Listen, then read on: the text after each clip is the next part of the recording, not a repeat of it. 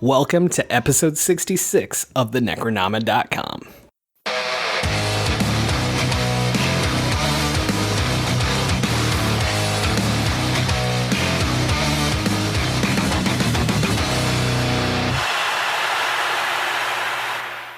I am James Sabata, horror author, screenwriter, co-host of the podcast you're listening to right now, and I don't know why Don never told me about this movie sooner. And I am Don Guillory, author, historian, educator, co-host of this podcast. Yeah, this movie definitely ruined a lot of Thanksgivings for me, among other things. All right, I picked this film, one, because I've been yelling at you for years before we even started this podcast that you should see this movie. And I kept getting confused with literally another movie. Since it came out. Yeah. And even when I rewatched it, I got confused. I was like, what is James talking about? He saw this movie. I know that he's seen this movie because I've been telling him for years to watch this fucking movie. And I kept getting it confused with Lights Out because there's a scene in this movie where, you know, the protagonist, antagonist, whatever you want to characterize him as, depending on your perspective on life or depending on how much you pay attention to the film, there's a moment where he shuts the lights out and he thrusts everybody into his little world. But yes, this is to not be confused with Lights Out. This is Don't Breathe, which I can watch and rewatch because it's not a film where there are all these secrets that kind of get laid out. It's so well done in so many different ways that I enjoy. I literally enjoy watching this film, you know, aside from a few scenes that are very uncomfortable because of what they're dealing with. But I like this film because it has so much depth to it, which, again, is one of those things that people might watch this film and say, hey, this isn't horror. This is like a thriller or, a trapped in a house or a crime movie. Like, no, this is horror in so many different ways. So I have put this off for a very long time, and I enjoyed it. And with that said, I have a lot of complaints at the same time. And one of my complaints is that they gave away the big twist in the trailer. That's fucking weird. But my biggest complaint overall is the very, very beginning of the film. We immediately establish him pulling Rocky down the road, right? And Rocky's all like passed out and he's just dragging her back. And this kills the entire story for me. There's no fucking reason for it. And it just immediately put me in a bad mood because now I know that Rocky gets out of the house. I know that when Rocky gets out of the house, blind guy who they couldn't be bothered to give a name to, but we'll come back to that complaint in a minute. He's going to stalk her down, and I know that he recaptures her. And they ruined all of this in a drone shot at the beginning of the film. And if you watch the commentary, Alvarez literally says, well, I was hoping the audience would forget about that. Then don't fucking put it in the film. I got to disagree with you. See, I like that first opening scene in the film because this is one of the first movies I shouldn't say it was one of the first movies, but it was one of the movies that I screened a few years ago. And I like the tension that it set up because there wasn't a close enough shot on the film to where you really understood who this was and what was going on. Because I went into this film, no pun intended, I went into this film blind. So I didn't see any trailers for the film. I didn't read a synopsis because I didn't want to be skewed one way or the other as far as like really liking it or really coming out opposed to it. And it was going to, bias however I was going to, whatever my review was going to be. But what was really cool about it was it sets you up and then it takes you away from that. So there's still enough time in the film where you're waiting for, well, not necessarily is she going to, but how's it going to happen? Is this somebody who was saving her? Is this somebody who was condemning her? There were a lot of questions that weren't answered. And, when it does come back to that, it does kind of ruin it if you rewatch the film or if you think about the beginning, because you're like, oh, well, that's obviously the blind man who's taking her back to the house. but even at that point, you don't know why he's taking her back to the house. You don't know what's in it for him. But what was really cool about this film is when they start you off, I mean, of course, obviously after that scene, but when they start you off, it's Rocky and her friends, Alex and Money. Alex is kind of in love with her, kind of likes her, and Money is Rocky's boyfriend. They're all, I guess I don't even want to say they're a group of degenerates. They're doing bad stuff, but not necessarily for the bad reasons. They're living in Detroit, economically depressed area. There aren't that many opportunities for them. Rocky's mother, when she comes home, she even makes this comment about like, oh, you need to go to the store and get this for me. And Rocky asks for some money. She's like, I know you have money. I can see your lips look sore. So you're out there getting money somehow. Just making these very despicable references to how she would be making money. Like, hey, I know what you're doing out there. You got money for this, so deal with it. Go get something for me from the store. But you're seeing how they're robbing homes using Alex's dad's, entry codes, because he works at a security company, entry codes to get into these homes, and they've planned everything out. This is what we'll steal. This is what we'll stay away from. If we steal this and we get in trouble, we get caught, it's a lighter sentence. If we steal this, they're super careful about that. Oh yeah, and the instructions are very clear. Like, we don't go over $10,000. Over $10,000, that's 10 years of federal time. So let's stay away from that shit. But it's a very smart, planned out way that they break into these homes and make it look as though it was a break-in, as opposed to someone who had a key, someone had the access codes for the alarms, and then trash the house to make it look like, oh, these were just some assholes who broke into the house and stole our shit. But it's really great to show how in places like Detroit, I mean, you can pick any number of one of these areas in the Rust Belt, that because they got so hit with manufacturing moving overseas or any other types of industrial jobs leaving the area, not just going overseas, but going into the South because of labor laws, that there aren't the same opportunities for this generation that existed for previous generations. So instead of going to work at Ford or going to work at the Chrysler plant or the Chevy plant, like, you don't have that opportunity to make the good wages that your parents and grandparents had made, where they were union workers. They were getting health care. They were active in their communities. You had that generational wealth that was building up. When those factories started shutting down, even in the 70s, but when they really started shutting down in the 80s, so much of that money, or at least that economic opportunity, left. So now you have places like Detroit. I mean, this is a few years ago. Places like Detroit that went through such a drastic economic depression and flight from these areas, as far as people moving away. Tax base is gone. Local economies crashing. You don't really have the opportunity. They could have done this movie in West Virginia, dealing with the coal mining.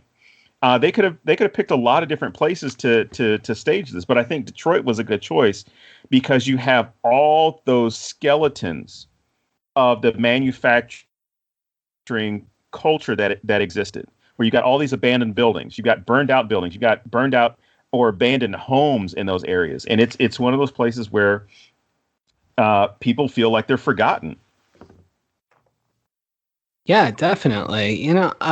So this is not a complaint, but I like what's going to be a complaint later. This is my foreshadowing to my complaint later. A delayed complaint, yes. So that's awesome. Trademark that right now. Put it on a shirt. Delayed complaint. But anyway, so I love how we immediately get this ambiguous good bad thing. Like, they're doing bad things, but they're good people, right?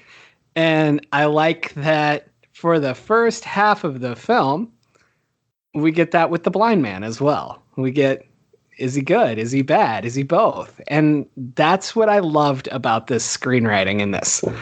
It was such a great explanation of everyone's motivation, why they're each doing bad shit for what they think is a good reason. And I'm not talking like like a supervillain thinks he has a good reason. Like, these are understandable, relatable reasons. And I think that that's an absolute strength in this film. Well, and even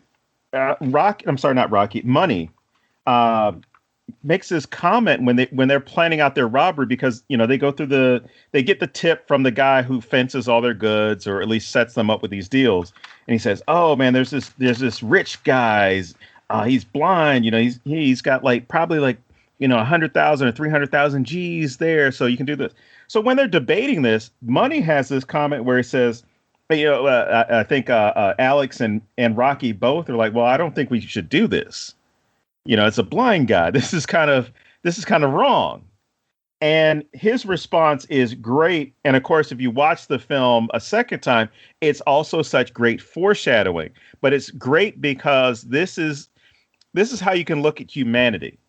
And even though the choice to make this character blind or give them some type of disability, Money says, just because he's blind don't mean he's a saint. And there's so many times in films, because someone is impaired in some way, we automatically apply this idea that, this person couldn't be doing this. I mean, he's in a wheelchair, or, she's hearing impaired. There are all these things that you start to drum up as far as I feel sorry for you, because there's no way that you could be a bad person. There's nothing bad that you could be doing. So therefore, I should feel bad for you. You're innately good because of your impairment. And I love the way that this is included, because the first time I saw the film, I didn't think about that. Probably about the second time I watched it, thought about it. Now I can never separate the two, because you really start to see how films previously, if someone had an impairment, it was always, probably just down on their luck. Oh, probably had a bad accident. I should feel sorry for them.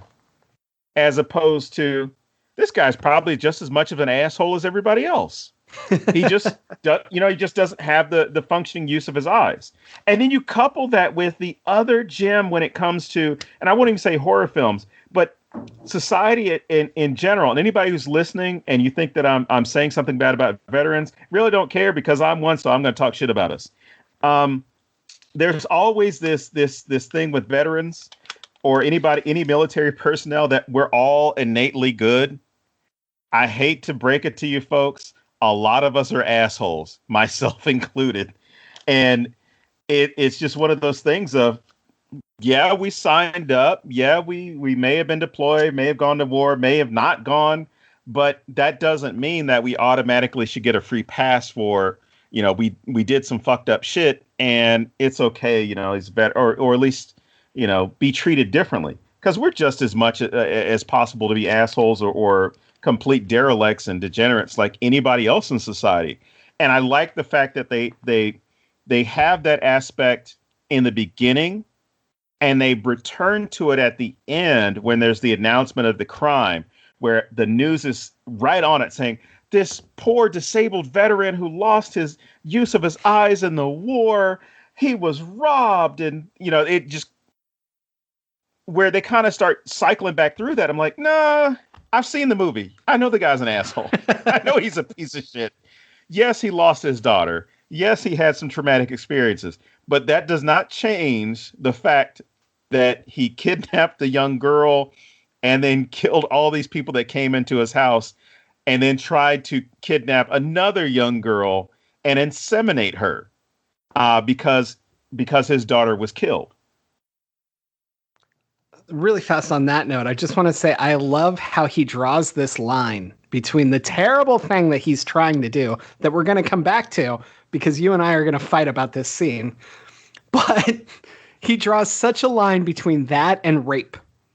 And he acts like he's not penetrating someone without permission, which last I checked is rape. He's still inserting objects. He's still the fact that he can justify this is the thing that I like about that scene. But we'll come back to that scene because I want to back up. We can go there now. Hang on. I want to comment on what you said before. Oh, so You talked about how just because he's blind, he's not a bad guy, or he's not necessarily a good guy. A good guy, yeah. And while that's all good and well, here's my issue with it. Complaint number 2. Hire a fucking blind actor. Right there. If you truly believe that I'm talking to the makers, not to you. This whole bullshit to me is that this script doesn't give him a name. He's just the blind guy. Everything about him is that he's blind. He's not a person. He's a disability in a body. The entire fucking film. And I have such an issue with that. And I fucking hate that they couldn't be bothered to give him a name because he already doesn't have eyes. They take his voice by giving him almost no lines. And then they don't even give him a fucking name. So he's literally a goddamn disability in a human form. Here's where I have to argue back against you. I like it because I see this as a commentary on us, or at least a reflection on us. A lot of times that's unfortunately the way that we see people. If somebody's blind or visually impaired, we see them as a blind man or a blind woman or a blind child, right? Sure. If someone is in a wheelchair, or whatever else, yeah. We typically see them as that's who you are. You're confined to a wheelchair. You know, that is your existence. So I think it's a good strategy because I even got pissed off. I was like, the blind man, because the great thing about Amazon Prime, when you watch videos, they give you the cast information whenever you pause the film or you hit the info. So if you forgot somebody's name, you go on there, you're like, oh, that's so-and-so's playing this character. This guy's here. And I think they can even give you a quick IMDb of the other stuff that they happen to be in. But it was great because I was like, well, shit, what was his name? Because I never paid attention all the other times because it wasn't one of those things of like, well, yeah, he's got this distinctive name. You know, his name is, Sergeant Badass or something crazy. But with this one, it was like the blind man. And I kept thinking like, well, that makes sense because that's the exact way that anybody who's watching this film is going to see it. They're not going to see it as, let's say his name happened to be, Charles Jackson or whatever. His nickname is CJ. You're not going to look at him as like, oh, yeah, that movie where CJ, the blind guy was. And then it's going to turn into it's the blind man, the blind guy. That's the only way that people are really going to, for the most part, to generalize, is the way that people are going to reflect upon this film and say, oh, man, this blind man was running around doing this. This blind man was running around shooting people and following them through the house and, all these great things. I think it's a great way of not just erasing the identity, but making us face the reality that we erase people with disabilities every day. So I would agree with you if they had dropped his name on the news at the end. Right. Because the news has no reason to ignore who he is. And that is how you would find out his name in real life. If you were one of these kids and you didn't pay attention to his name, like nobody told you, oh, we're going to CJ's house to break in, you don't pay any attention to it, right? But when you see that news report at the end, they should have hit his name there. And that would make me back off of this. But they don't. I still got to disagree. Pisses me off. But then you kick it up to not having a blind actor when there's plenty of blind actors in the world. And the fact that, what's his name? Stephen Lang, is that the actor? Yes. Has said like, well, I knew I was doing a good job because I would ask the director if it looked believable. Like you couldn't even bring a blind person on set to like give advice or consult in any way. Like, to me, that's erasing.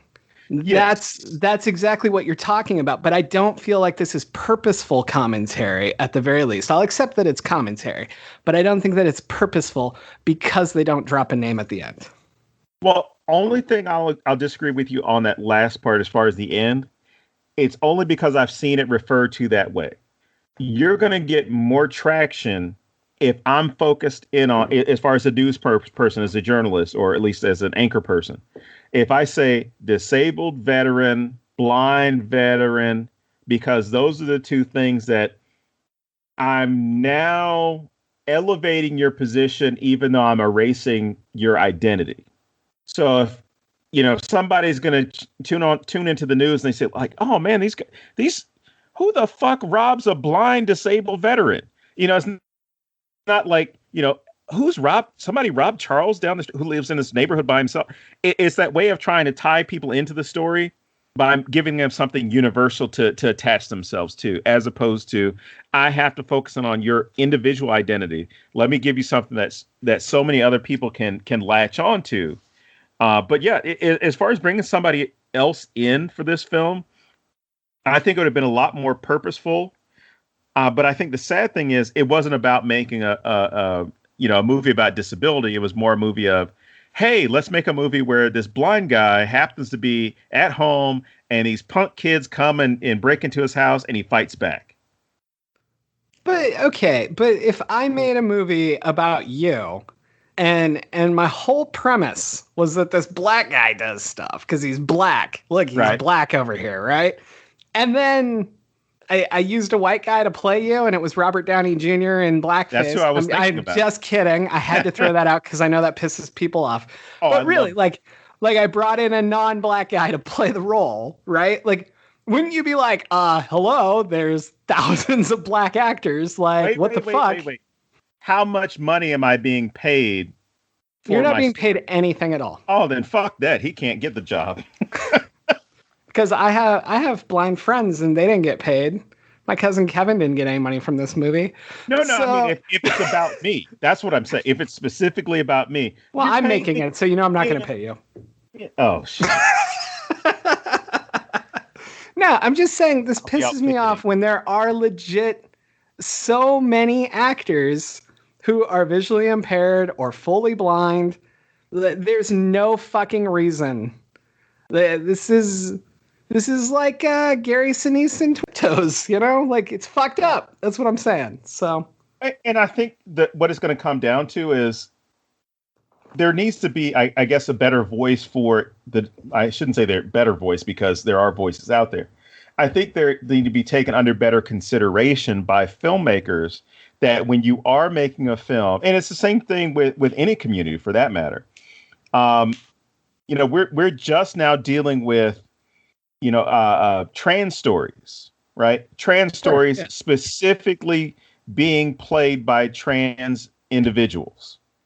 And so we've got to move away from, I don't even want to say somebody and accuse them of doing it. But, if let's just say Julia Roberts got a role to play something, great actress, great resume. But that if this had been 30 years ago, okay, that's acceptable. 5 years ago, I think is when Eddie Redmayne played the Dutch woman.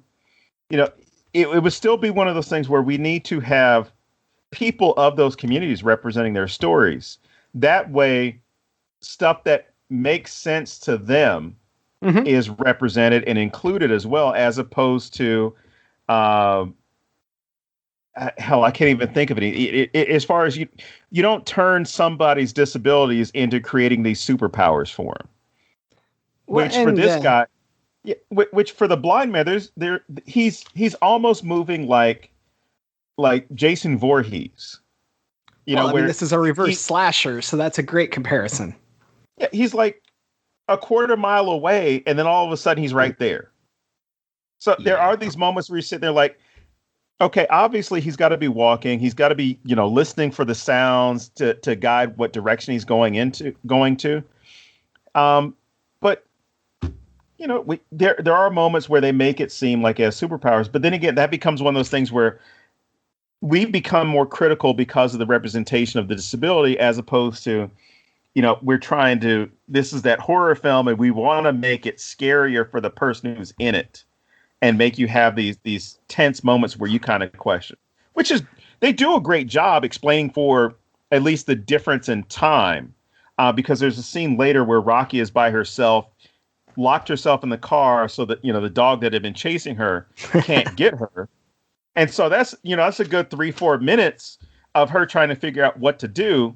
And then when she finally, tricks the dog and then gets out of the car, the blind man is right there. So, that's one of those moments where you're like, damn, this makes sense.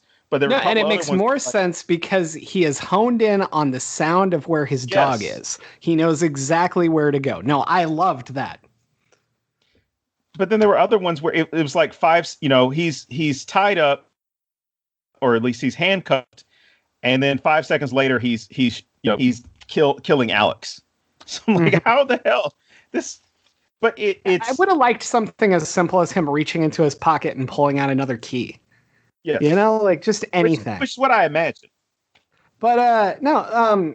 So what you were just saying about if this had been made 30 years ago, that thing that hits exactly what I feel.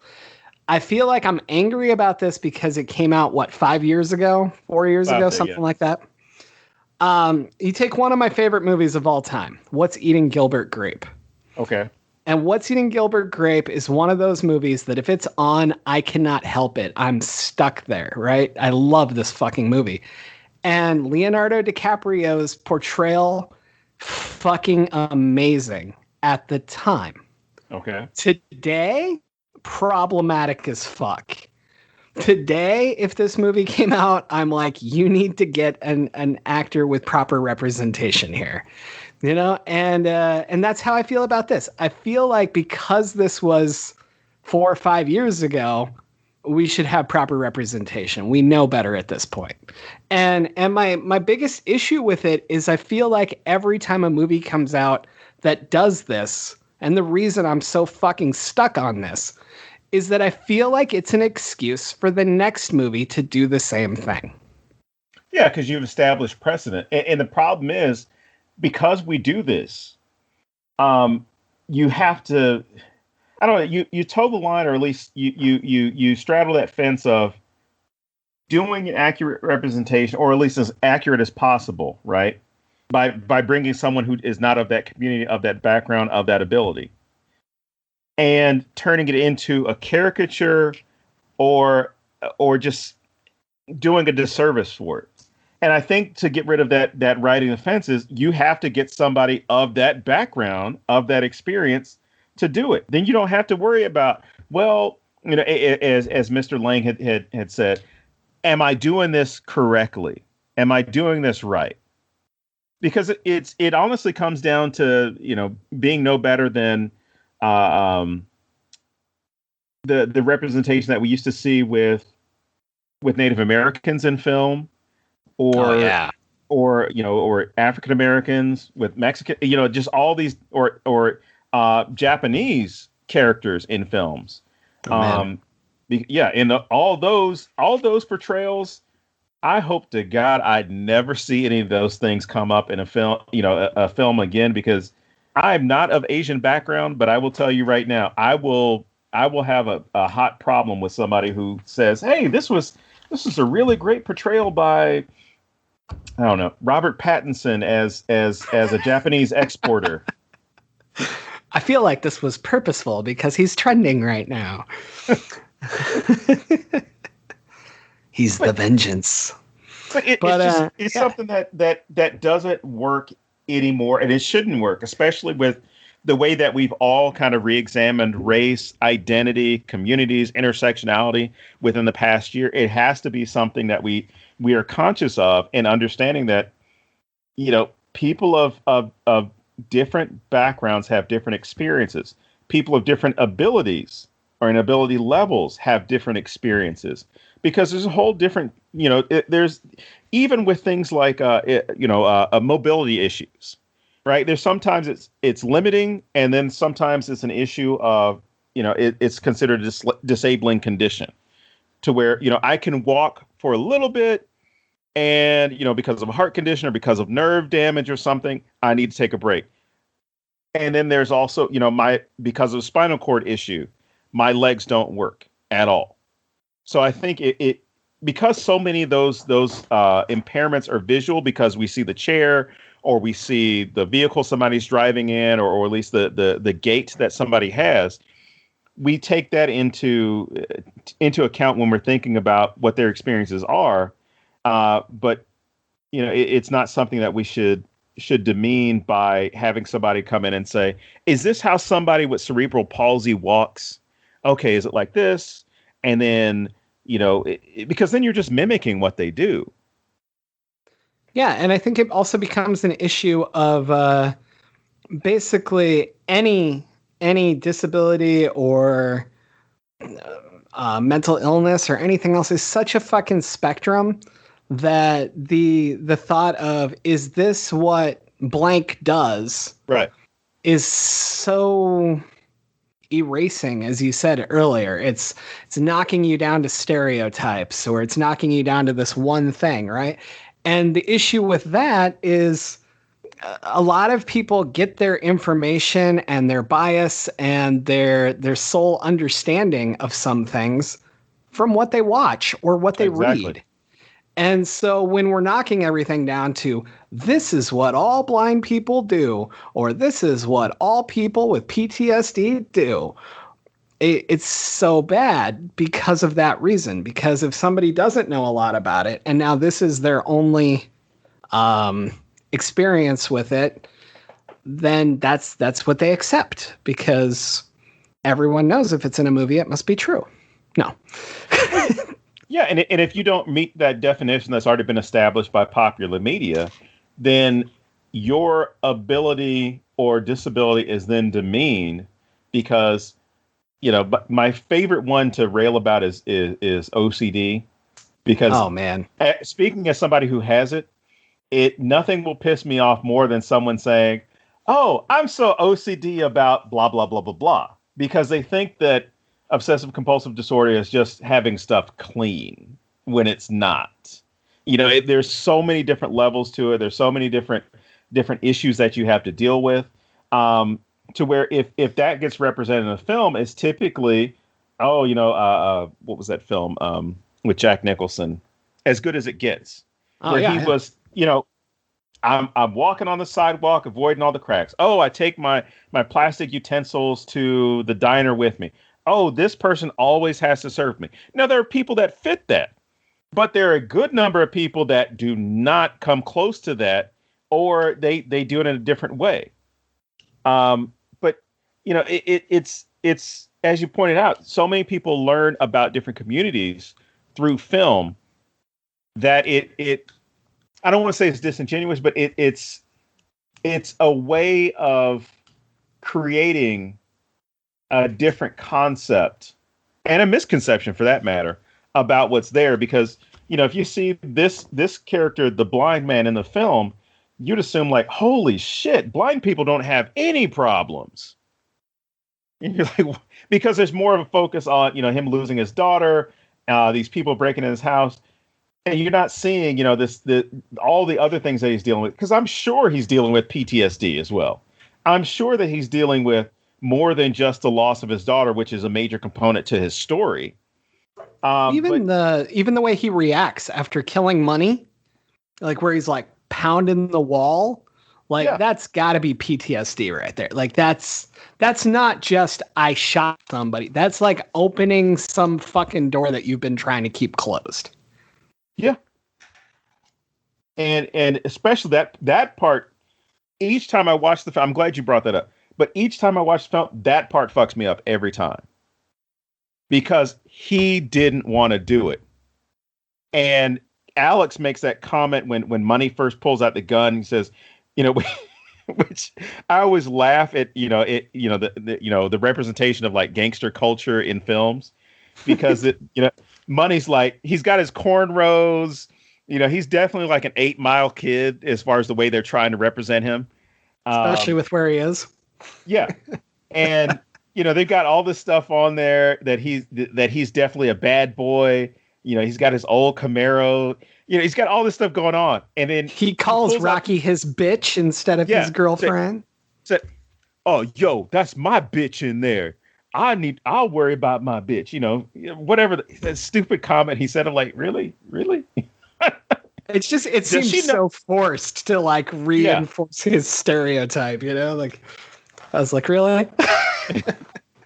But what was great is, he pulls out the gun, and they had never done break-ins like this that were armed. And Alex's response is, hey, I'm going home. And then, with the gun being there, he's like, we go in there. Now he has cause to kill us. And me seeing the film the first time and now like probably the 10th time, he had cause to kill you the moment that you go into his house, gun or no gun. Yep. But Rocky's whole rationale for bringing the gun is, yo, this is a war vet. I ain't going in there without no chrome. And I'm thinking to myself, nobody's fucking said chrome for a gun. Late 90s, early 2000s, like nobody said that. They were listening to some good music while trying to write this film. But I love the fact that at this moment you see Rocky, his tough guy exterior go away when they get caught. Money's tough guy exterior goes away because the blind man catches them, right? And he eventually disarms Money, and Money's like, "It's okay, man. It's okay. I'm so sorry. I'm sorry. We'll leave. And just explaining like, oh shit, I shouldn't have been here in the first place. It was the money that we needed. It was the money that we needed to get out of this situation, to get the hell away from Detroit, to go to California and have a new life, have a better life. And at that moment, he realizes like, he fucked up. And he starts pleading. The blind man, for half a second, you're sitting there like, oh, well, he's going to let them go. And maybe Rocky, Alex, Money, they're going to fuck it up. But he realizes like, no, you're not fucking living, pulls the trigger. And as you said, his reaction is not, this big bad thing of, oh, I killed these guys. This guy, it's great. I protected my home. It's kind of like, yeah. He's not like, who's a dead motherfucker now? Like, like, which would have been a great line to deliver to Money. I know, I can resist. Who's got a hole in their head now, bitch? But his reaction where he slams his body and his head against the wall, because it's like you said, it's dealing with that traumatic reality and revisiting stuff that he may have seen. Mm-hmm. It may have seen, but while he was in Iraq, I think they were saying that he had been in Iraq, yeah. And dealing with that, I know guys who've been through that, and whether it happened to be Iraq, Afghanistan, hell, Vietnam veterans, they won't fucking talk to you about it at all. And anybody who openly talks to you about it is lying their asses off because they want to sound cool, or they're a sociopath. But the majority of people who've been through those situations don't want to talk about it, don't want to re-experience it. And you see that come through for him, because for him, it's another traumatic experience. And it's also the I guess the guilt of having the immediate guilt of having to deal with that. Like, I just killed a kid, killed somebody in my own house. I didn't want to do it. He forced me to do it. But fuck it. It was him or me. So, I don't know anything about this sleep bomb that Money tried to put off in the blind man's bedroom. Do you know, is that like a real thing that people do? Like, I've never seen this used in anything else, and I thought it was weird. I haven't, but when I watched this so many times before, and then even today when I was rewatching it, I just thought about how easy it would have been to make, chloroform, or at least poor man's chloroform, to use it on him to knock him out, as opposed to what looked like he just, laid down a fog machine in the room, or he was, fogging for bugs, because it didn't look like it was anything that was substantial. It seemed to just be some Mentos and some Coke. It was very strange. No. Can you imagine? Comes in with his chloroform rag, tries to put it on the blind man, and then the blind man just beats the shit out of him to start it out right there. That would have been kind of cool. I would have loved that. Yeah. I think I would have liked that even better than what happened. Like, it's great because, one of the things I really like in the script is all of the choices make sense. They're not always good choices, but they make sense, right? And they lead organically to the rest of the story taking place. And one of the big ones for me is that Alex goes and puts his shoes on to leave. Because then later, when the blind guy's searching and he finds 2 pairs of shoes, he realizes there's 2 people in his house. But that slight little thing of making Alex put his shoes back on throws off the numbers. And that's such a huge deal with such easy, small storytelling. And I love it. But so like you had to have him, go ape shit and kill money in front of Rocky. And it got Alex out of there, so that we would have missed that if he was in the bedroom. But you could have easily brought Rocky along for that, or she could have been in the hall or whatever, So I don't know. I do think it would have been kind of cool to do the chloroform rag and him fighting back right then, because you would not be expecting that shit at all. Yeah, and then he comes out of the room looking for anybody else. I mean, you can still have the same setup where, it's shoes or a pair of shoes were left behind, and, it's him trying to rationalize, like, how many more people are in this house. But I loved his reaction when he picked up the shoe, and it was like, yes. And you can see the wheels turning. He's like, oh, this shit ain't over. I got something else to do. But I also like the way the writers and everyone associated with the production of this, they're able to build so much tension. Rocky has to see her boyfriend killed in front of her, but she knows if she makes a noise, she's dead. Because this man can't see her, can't sense her, and probably because of just shooting money, he's not thinking about, oh, well, there could be somebody else there. So, he's not more in tune to looking for somebody, smelling for somebody, anything like that until he actually finds the shoe. But even when Alex is in the house, just him walking, the blind man walking through the hallways, it's just fucking phenomenal, because you're like, this motherfucker has got to know that he's there. And he just walks right past him because he's so focused on, let me get rid of this body. Let me do this. Let me do this. And then, I'll go back to bed. Maybe I'll put my daughter's video on again, so it'll lull me back to sleep or something. But you see how they're trying to get through all this, undetected. Rocky's hiding in the closet.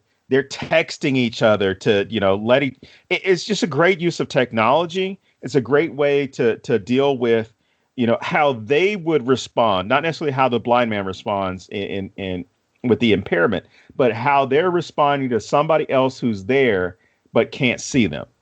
And it was kind of the same way with Train to Busan, where it was more an issue of the zombies being able to hear you and know where you are.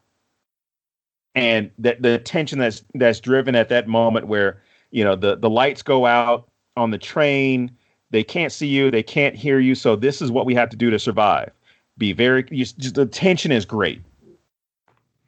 Yeah, I mean, a lot of this film I really like because of that exact thing. It's the constant tension.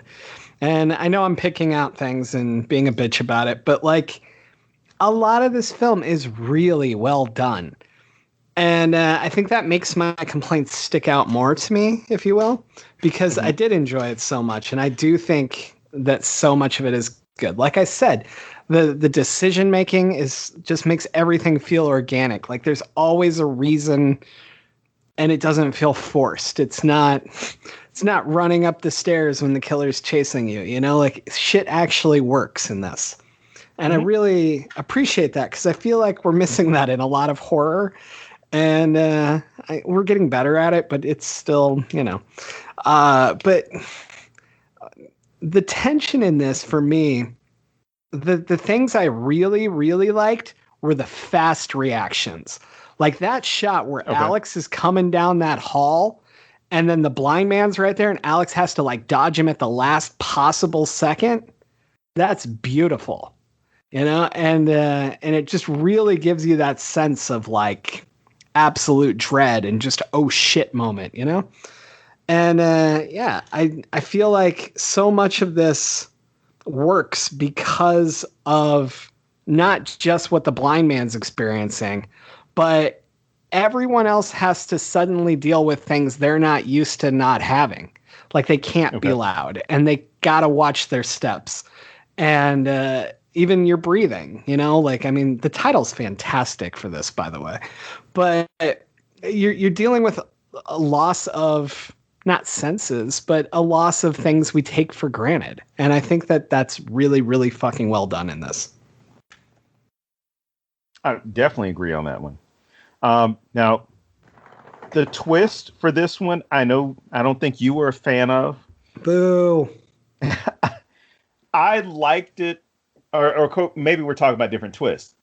I like the idea that their escape reveals who the blind man really is, because they can't go through the front door, they can't go through the window that Rocky had climbed in to actually get them into the house, and they know from earlier their earlier entry that, oh well, there's a basement, there's a basement door, so if we get into the basement, we can escape out through that door. And I love the fact that Alex and Rocky, after they get all this money that they claim is well over $1 million that this man had gotten as a I like how Alex just knows that looking at it. That's got to be over $1 million. Well, I mean, what would you think it was, James? More money than I'm used to. Look, it wouldn't matter how much it was. When I saw the stacks that look like that, like, that's a lot of money. That's a lot of money. That's a lot of cash that this man has in his home. But the idea that they have to go through the basement, which it seems like such a horror cliche, because you're like, oh shit, they're gonna go in the basement. Of course, that's what always happens, and shit gets worse there. Or that's don't go there to hide, but they're going there to escape. It's not we're gonna hide from the killer. It's we've got to go this way because there's a door on the other side we know of. If we go up through the house, we're caught. We're dead. So it has that reverse of this is going to be your salvation as opposed to your doom, which we normally have. But it's great that they go down there and they immediately run into the secret that he's hiding, which is it's the girl who was responsible for the death of his daughter, chained up or tied up in his basement. And, he reveals that she's also carrying his child. She's there to replace the child that he lost. So really fast. I love that she's in the basement. I love that she dies like right away. I love everything about that part. My problem is solely the growing a new baby, because it's been done better. Like The Room is 1,000,000 times better than this shit. And my whole complaint, my delayed complaint is here, everyone, is I think that this would be 1,000,000 times creepier, and it would still leave the good and bad instead of now he's just 100% bad, if she was forced to role play being his daughter. So like she had to play cards or whatever they used to do, have fucking tea parties when she's in her late 20s, early 30s, and he's like dressing her like a little kid, and like she has to like that little area she's chained up in, if it was like a little kid bedroom, so much fucking creepier and so fucking cool. But no, we just erase everything, and now he's just a terrible fucking person. And that's what I don't like about this. And initially, I mean, before he reveals why she was down there, initially, that's what I thought was going on. He was keeping her down there to replace his daughter, or keeping her down there as punishment to the family. I lost my daughter, or your family took away my daughter. I'm taking away your daughter. Like, I would have loved that, because I mean, from a cinematic view, not as like, yeah, that's definitely what you do. I would have loved it from the cinematic point of view of, that's really cool, a cool twist to have. But it gets into this foggy sense of morality that he has, where it's kind of like, nah, fuck it. She was responsible for my kid dying. She's going to replace my kid. So, I put my sperm into her, and she's got a baby, and now she's going to, because even his reaction when she dies, it fucks you up. My baby. And you're thinking like, well, okay, maybe he's having delusions. He's thinking this is his daughter, because that totally would have gone into it. It would have been amazing. Would have made sense. And, as far as when he gets Rocky and ties her up, and then he fully explains what he's been doing. And the line that, again, would have killed if it hadn't been about forcibly inseminating somebody. Rich girls don't go to jail. That was a beautiful And line. it would have been great if it had just stayed on that path of this is what we're doing with the film. He's not completely bad. Okay, now Rocky, you got to stay in the basement. Now you got to be his daughter. That would have been awesome. See, that's what I'm saying. Like, he could have forced her to role play this, and then she'd like see Alex coming up behind him, right? So she's like trying to buy time, like partaking in this stupid shit. I would like this so much better. Dad, yeah, so much better than this bullshit of. I get it. It's creepy, and it leads to the best payoff. The payoff is fantastic. Okay, we'll get there in a second, but man, I fucking hate how it is because it's been done better, and I feel like they really missed an opportunity not doing this instead. Well, it's great in the sense that you really don't know what's going on until he says, I'm not going to force myself on you. I'm not a rapist. I'm not going to force myself on you. Because you don't even know what. Yeah, you don't even know what he's heating up. You just figure like, oh, it's he's going to drug her or he's going to do this or what. Maybe that's how he was keeping the girl in the basement. He was buying heroin and keeping her high and or at least addicted in some just coming up with any kind of way. But then it turns into. I'm going to take some of my frozen sperm and make you the surrogate mother to my new child. Which, again, I think we need to get beyond having to have rape in a story to traumatize a character. Yep. Because it's the reality that women live with. That's not the same as not telling rape stories, which right. Rape stories are one thing as far as like what somebody had gone through, but using it as this way, as like a horror device, demeans the experiences, the trauma that men and women who go through sexual violence have to deal with. This is something that, and this is my opinion. This is something that's included in this film, or in films like it, not just this film, to freak out people who haven't had that experience. Yeah. And it's 100%. Like, oh shit, he's going to do this? Oh my God, what's that like? As opposed to people who've been through that traumatic experience, that violation of their body, violation of everything about them. And, it's used as kind of like, a theatrical device, which again, we need to retire that, unless we're telling someone's story that had gone through that, as far as I'm concerned, it doesn't need to be included. Well, and I think even just, and this is such a line, and obviously we're men and we shouldn't make determinations on this anyway. But for me, it's about how it serves the purpose of the story. And I don't feel like this movie would be that different without it. So to me, it doesn't need to be included, right? Whereas if a film is about somebody's PTSD following it, where the whole fucking story would be different without it, that's different to me. Right. Well, this scene also gets into, there's some great lines, great moments in the film that's delivered by the blind man, where, he basically says, oh, once you come to the truth that there is no God, you'll never know what you're capable of, which is a great monster line. Oh, yeah. A fantastic monster line. It's like, fuck you, fuck all this religious stuff. Fuck, I don't believe in any of that shit.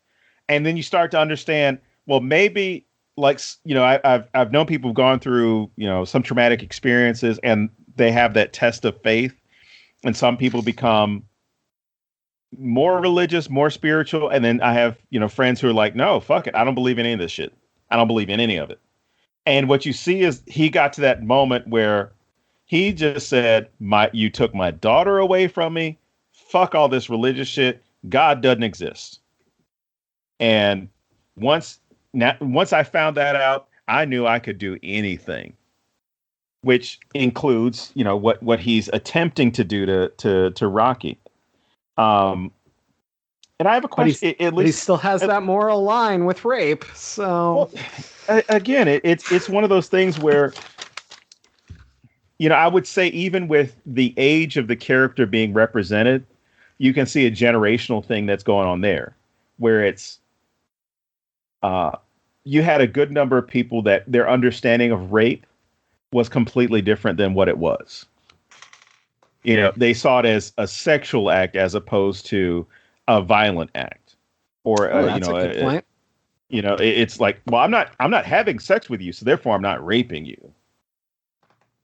You know, bear in mind, I'm going to be inserting this turkey baster full of semen into you in order to impregnate you with my child. So I'm going to control your womb for 9 months. Which, in all honesty, that whole scene is a great examination of I guess male culture or the male idea of what what a woman's body is for, and the idea that a man is the one who should be in control of it. But maybe I'm thinking about that one too deep. No, and even his complete lack of understanding of how fertility works. Like, you can't just do this and it works automatically. Like, it's so fucking strange to me. I don't know. Like, there's this whole process with eggs and all kinds of things. So, James, I went to school in Georgia and Mississippi. Oh, I'm sorry. I don't know. God really wants. Oh, I don't know how human bodies and reproductive systems work. Oh man. Well, the blind man, with his little speech that he gives there, it makes me think of a couple of things where, within society, is this really a thing where we base our morality off the belief of punishment, or that someone out there is watching, or something is out there watching? And it seems like that's where his line is. Like, since there isn't a God, like, there is no punishment for this. Like, I'm not doing anything bad. I'm actually doing the right thing, which you see a lot of villains convince themselves of. If we go into the Marvel universe, there's that idea that, Thanos sees himself as a hero because he's actually preventing things from getting worse. I'll go ahead and get rid of half of you. The half of you survive because I'm not picking the half, but the half of you who survive are going to have a much better society because all this will be at random.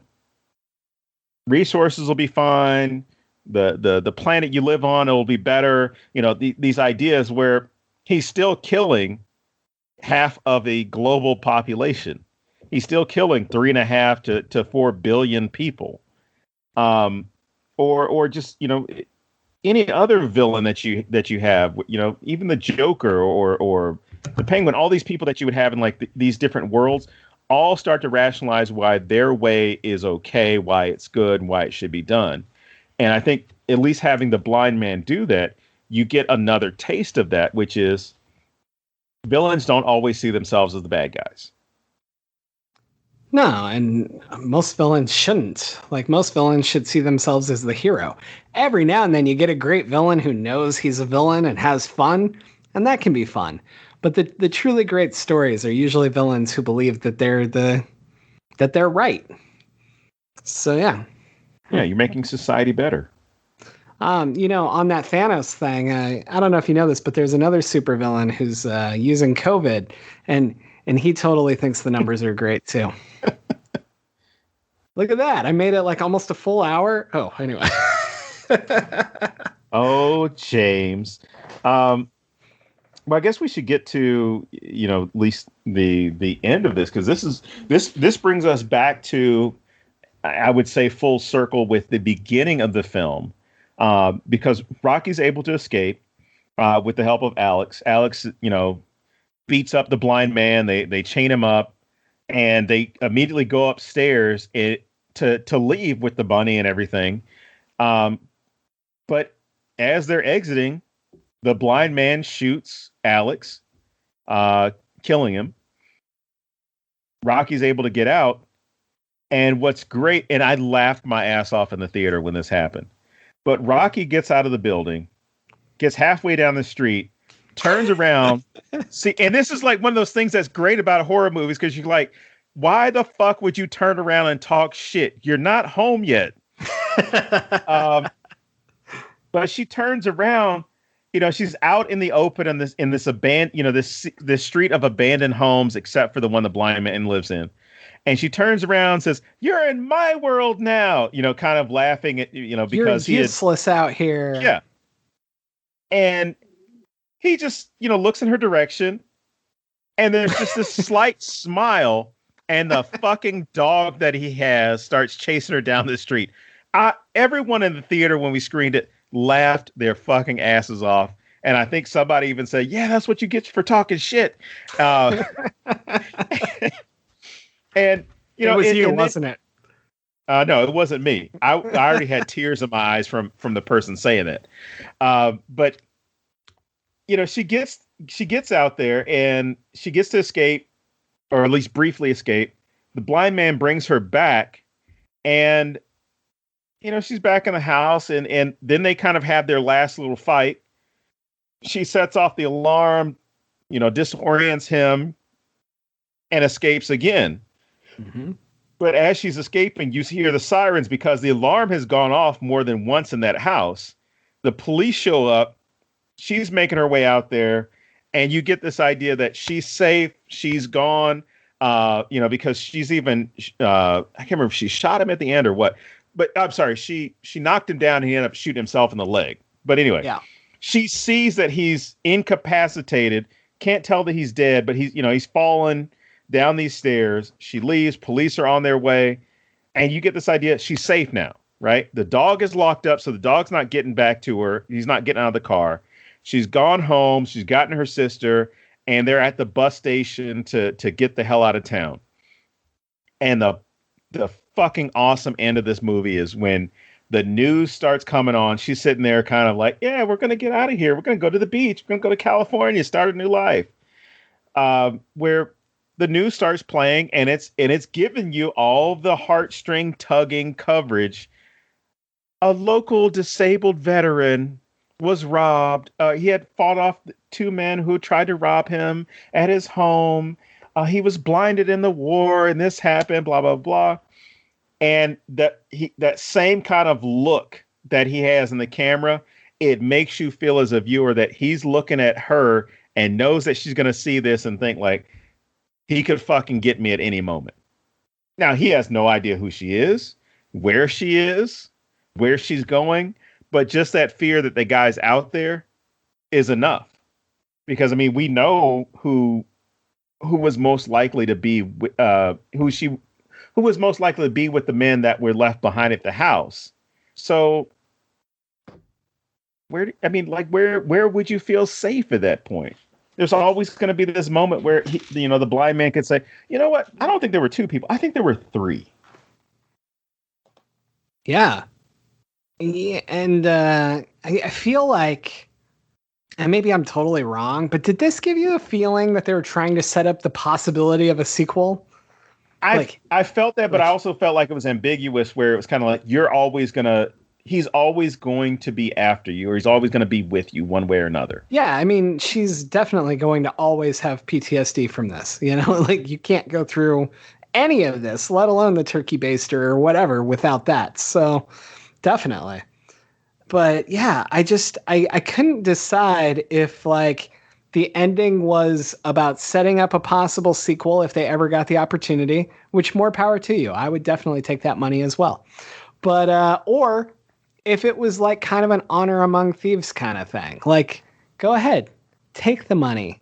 Like, I'm going to be here and no one's going to know what I did because it's justified this way.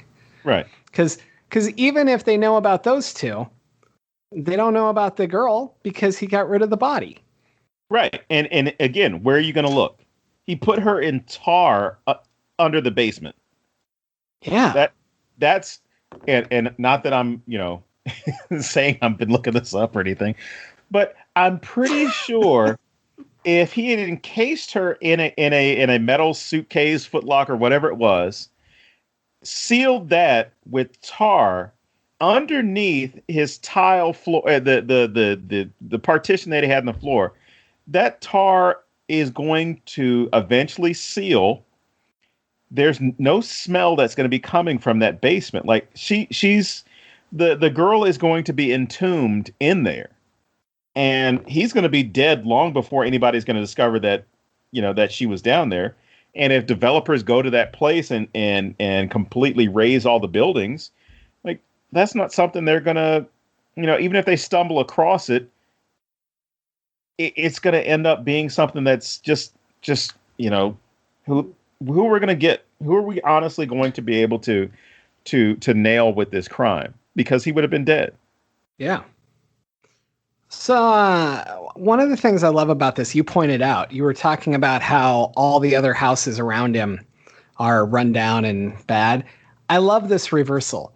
Normally in a horror film, it's the creepy house, the one that's run down and falling apart, or it has the history, right? And in this one, it's the nicest house in the neighborhood.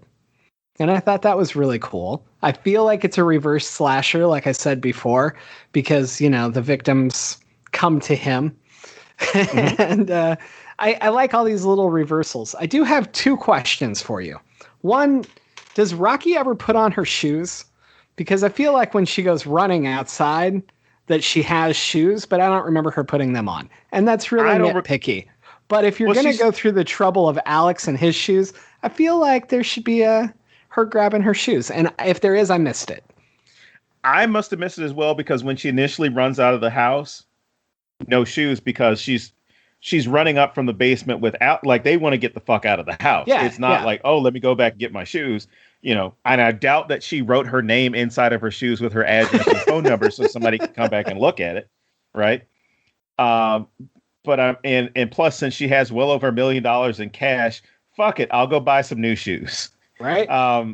But I didn't see more that. Like if it would kill her feet running through there and jumping over fences and shit. But yeah, with that area, I don't think it would have been as much of a problem, because so much of it was like overgrown grass and stuff. I don't think it would have been really that much of a problem. It's been a while since I've run barefoot. So my second question, she had socks on, so I guess she'd be okay. My second question, did he let the dog out of the car? Like when he goes to drag her back, like, I don't remember the dog being there. He did not let the dog out. Naughty. Oh God, no, we can't. The dog dies, Don. So, no, I thought you were going to start singing. No, we will not be doing that. Because your question is, who let the dog out? No, it's not. And then my final thing I want to say is also about the dog. And it's that the most terrifying scene in this entire movie to me is that dog running through the vents. That scene totally got me. When that dog's running through the vents that Rocky's climbing through, holy shit, that is a great scene. So yeah, I just wanted to throw that in there.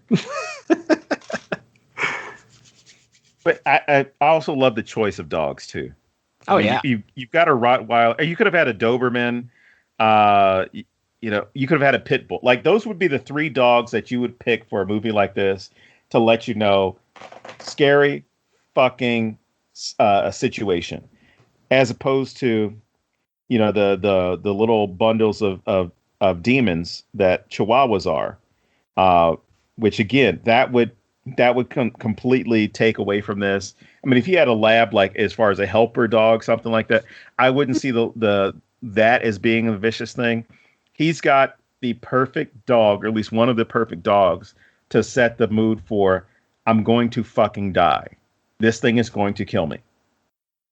I think it really fits his character as well. Like, it's not at all weird to me that he would have this dog, Right. And I don't mean like, I don't know. Like, I feel like some movies it would be like the dog's just picked to be scary, and it really fits him to me. And it fits where he lives. It fits a guy that's trying to keep people away from where he is. I don't know. It makes a lot of sense. I like it a lot.